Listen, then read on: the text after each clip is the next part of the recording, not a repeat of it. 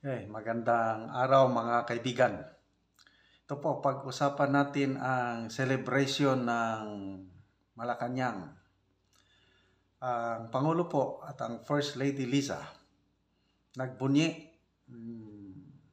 natuwa. Yung after po yung pagka-kudita, pag-resign, napilitan nag-resign si Senator Zubiri as Senate President. Nako, nagpatawag ng dinner, nag-invite ang Pangulo at ang First Lady ng dinner celebration kasama si Chis Escudero at ang mga iba pang senador. Okay? So ito po sa headlines po ng Philippine Star, ang title, Marcos Jr. hosts dinner for Chis, other senators after shake-up. Yung pagpasiba. Okay? So, yan. Nalaman natin ito dahil itong si First Lady Lisa Marcos, yung litrato ng mga senador with the President and First Lady, nilagay niya sa kanyang Instagram account. So, ito yung caption. Had a nice time breaking bread with the senators and their wives. Okay? So, ito po yung picture, oh. I hope makita ninyo. Ayan po. Dami nila. Sa palasyo yan. Malilit nga na lang. Oh. Yan. So, halatado. Ano ba? Sino-sino yung mga senador na nag-attend? Okay. So, di ba halatado na natutuwa sila na kasi ang alam na ng lahat. Alam na alam. Kasi sabi ni Senator Zubiri, makapangyarihang tao, the powers that be. Hindi niya sinusunod ang utos ng makapangyarihan, kaya kudita siya, sinibak siya. At inamin naman ni Senator Escudero na siya ang gumalaw, siya ang nagpapirma. Pumirma yung 14 senators, pang 15 si Escudero, kaya nasibak si Zubiri. So, sino yung powers that be? Sabi, wala daw kinalaman ng palasyo. Maniwala. Hindi naman ganyan kabobo ang Pilipino. Lam na lam na. Alam na alam na. Di ba? Lam, L-A-M. Alam na sino yung powers that be na nagpasibak. Ano yung dalawang rason? Nasabi ni Senator Zubiri. Dahil sa charter change na hindi umusad-usad, at dahil sa PIDEA leaks hearings. Yan po ang dahilan. Bakit nasibak itong si Zubiri? Ano pa? I think interview ng ABS-CBN, nagpalabas ng hinaing si Senator Zubiri. Sabi niya, naiipit lang daw siya sa lumalala na hidwaan ng Marcos and Duterte family. So unang nagalit sa kanya ang Duterte camp nung pinirma ni Zubiri yung arrest warrant ni Pastor Kibuloy. Yun. Galit ang mga Duterte sa kanya. Sumunod na nagalit itong Marcos camp yung investigasyon ng PIDEA leaks. Yan, binanggit yan ni Senator Zubiri. Kaya hindi nila pwedeng busalan ng busalan si Senator Zubiri kung ano yung totoo sinasabi niya. Kaya saludo ako dito kay Zubiri. So kung sinungaling si Morales, kung walang katuturan, hindi siya credible witness, bakit nila pag-initan si Zubiri na inaalaw niya si Bato na magkandak ng PIDEA leaks investigation? Kung walang katotohanan yung aligasyon, di pabayaan lang nila. But the fact na pinag-iinitan nila ang dating Senate President sinibak dahil sa PIDEA leaks, it speaks volumes. Mas naklaro na ngayon. Plus yung, ano pa ito? Yung CCTV ni Morales, yung kinakausap siya ni Enriquez, yung Picoy, James Kumar, na ayaw paatinin sa May 7 hearing.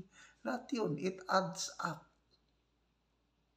Hindi mo kailangan maging matalinong abogado or ano pa man. Napakadaling intindihin ang pangyayari na may nasasagasaan, may nasasaktan sa PDEA leaks, kaya galit na galit sila kay Zubiri dahil hindi niya napigilan si Bato. Oh. So, ngayon, nag-celebrate sila. Ano ang hinala na ngayon? Ano ang perception ng taong bayan? Ayun. Nagbunyi sila dahil plinano. Ito naman si Escudero. Iwan ko kung maniwala kayo. Sabi ni Escudero na yung dinner had nothing to do with Zubiri's ouster. Wala daw. Maniwala ba kayo?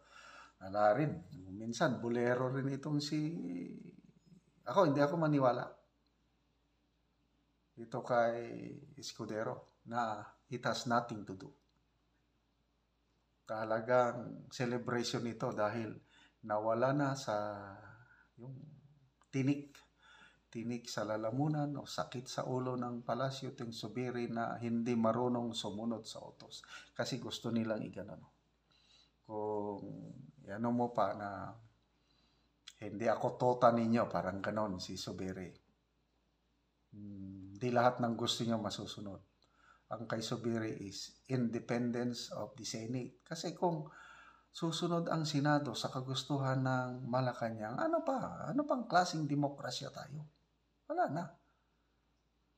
Kaya salamat at meron tayong Senator Zubiri na tumatayo para sa independence ng Senate. I don't know. Ngayon dito kay Escudero, sinasabi niya, hindi daw siya kayang impluwensya ng kahit kanino man. Tignan natin.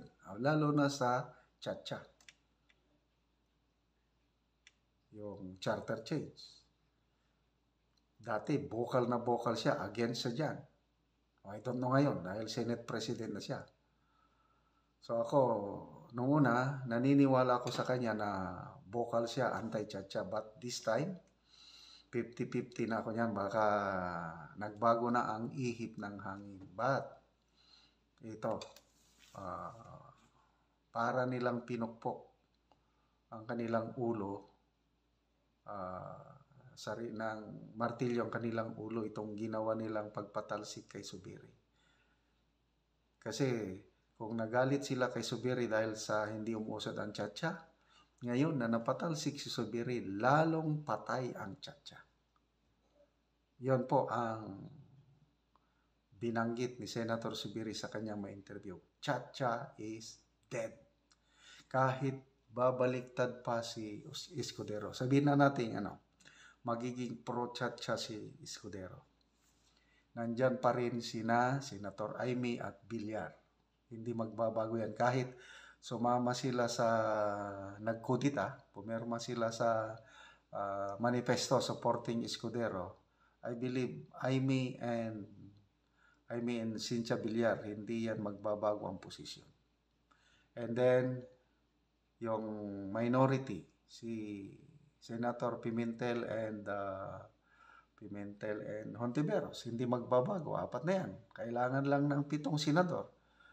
Itong 7, yung tinawag ni Zubiri, yung grupo niya, yung loyalist niya, Magic 7 sila. Ay siguradong lalaban na yan kontra Chacha. So, sino yung Magic 7? Zubiri, napatalsik. Ligarda, napatalsik. Villanueva, napatalsik. Gatchalian,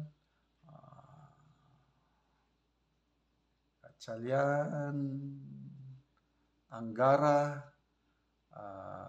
Ejercito, and Binay. Yan. Isang buong block na yan. Pag open ng session ng Senado next month siguro, malalaman na baka mamaya minority block na sila. So, dumami na ang minority. Yung opposition, magiging 7 plus 2, 9 na. Nako,